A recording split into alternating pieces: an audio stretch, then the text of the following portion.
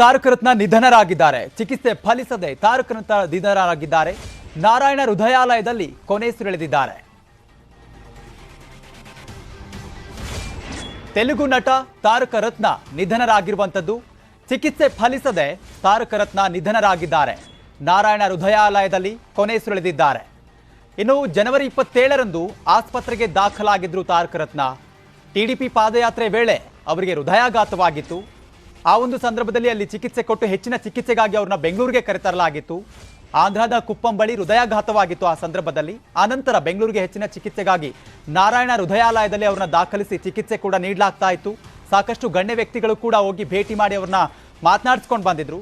So ಅದೆಲ್ಲ ಆದ ಬಳಿಕ ಈಗ ಚಿಕಿತ್ಸೆ ಫಲಕಾರಿಯಾಗದೆ ನಿಧನರಾಗಿದ್ದಾರೆ. ನಾರಾಯಣ ಹೃದಯಾಲಯದಲ್ಲಿ ಕೊನೆಯುಸಿರೆಳೆದಿದ್ದಾರೆ. ಜನವರಿ 27ರಂದು ಆಸ್ಪತ್ರೆಗೆ ದಾಖಲಾಗಿದ್ರು ತಾರಕ ರತ್ನ ಅವರು.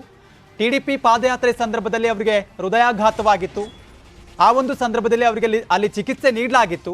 ಅದಾದ ಬಳಿಕ ಹೆಚ್ಚಿನ ಚಿಕಿತ್ಸೆಗಾಗಿ ಬೆಂಗಳೂರಿಗೆ ಅವ್ರನ್ನ ಕರೆತರಲಾಗಿತ್ತು. ಬೆಂಗಳೂರಿನ ನಾರಾಯಣ ಹೃದಯಾಲಯದಲ್ಲಿ ಅವರಿಗೆ ಚಿಕಿತ್ಸೆ ನೀಡಲಾಗ್ತಾ ಇತ್ತು. ಆದರೆ ಇವತ್ತು ಚಿಕಿತ್ಸೆ ಫಲಕಾರಿಯಾಗದೆ ನಿಧನರಾಗಿದ್ದಾರೆ.